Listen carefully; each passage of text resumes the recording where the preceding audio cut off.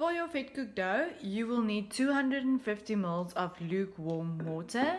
You will also need 12.5 ml of oil. This is the oil that will actually go into your dough. You need 6 ml of sugar. There's your sugar, and 6 ml of salt. You need 5 grams of instant yeast. This is a packet of 10, so we are only going to use half of it. You need 420 grams of flour, and you need 500 ml of oil that you are going to use for frying your Vetkoek. The first step is to sift your flour and salt together. So with your spoon, you are going to transfer your flour into your bowl. And you are going to sift these two ingredients together. So I have a lot of flour. I'm just going to add a section of it. Then I'm going to add my salt. And I'm going to sift this first, and then I'm going to sift the second section of my flour. So now I'm stirring my flour and salt mixture. Remember in class we said that yeast actually doesn't like salt because it can destroy the cells. So we need to combine our flour and salt together thoroughly before we add our sugar and yeast. Now we are adding our yeast and our sugar, and we are going to mix the two ingredients into the flour. So there goes your yeast and your sugar, and you're going to take your whisk and combine these ingredients.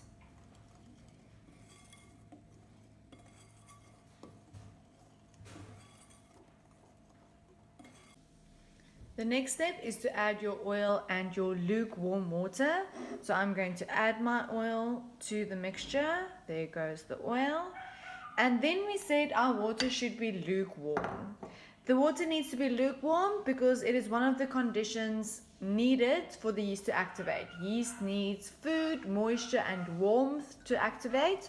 So the moisture will come from our water, but the water will also be lukewarm. So you are not going to add all your liquid all at once. You can add most of it and then leave a little bit behind. And at this stage, we are going to knead our dough.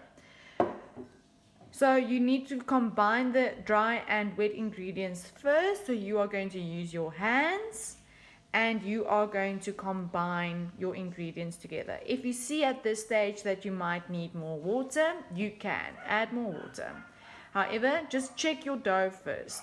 If it is too wet, we are going to add more flour. And if it's too dry, you are going to add more lukewarm water.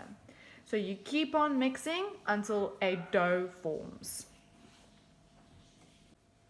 As soon as you combine your dry and wet ingredients, you can remove the dough from the bowl. And you are still going to knead here. So the dough is not elastic yet, it is still very sticky. So I added flour to my workbench, and now I am going to knead the dough a lot more so that I can get a smooth and elastic dough. So it's still very sticky. With the palm of your hand, you are going to push and pull your dough. If we push and pull the dough, we distribute the yeast evenly throughout the dough, and we are also activating the gluten in the dough. And the gluten in the dough is what will rise and give the structure or the framework of the dough. So you continue this until your dough is smooth and elastic. I have been kneading my dough for roughly 10 minutes.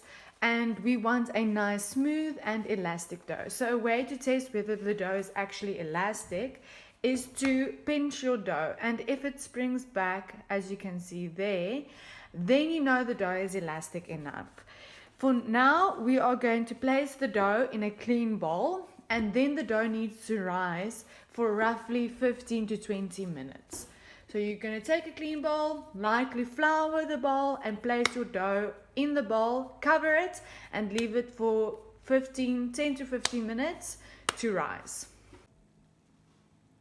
So here you can see my dough has been rising for roughly 20 to 25 minutes. I poked a hole in it. If it doesn't come back, you know then that it is well risen. So you are going to remove your dough and place it on a floured surface. And now you are going to knock down your dough. So we knock down the dough to get rid of all the carbon dioxide gas, and we are going to knead the dough once again with our knuckles and the palms of our hands until it is smooth and elastic again. After this, we are going to shape our dough. But for now, for roughly 10 minutes, you can knead your dough once again to get that gluten going. After you kneaded your dough for the second time, you are going to divide your dough into equal sections. The recipe says it will make 8 donuts. It is small to medium donuts. So you are going to divide your donuts into your 8 sections. After dividing your dough into equal parts, you are going to shape them into balls, and then you are going to place them on a baking tray to actually rise for the second time. You are going to cover the baking tray, leave it in a warm spot, and then the rolls need to increase in volume. So our dough has been rising for a second time, and as you can see, they are nice and big, almost double in volume. They have been rising for 20 to 25 minutes, and now we are going to fry our Vetkoek.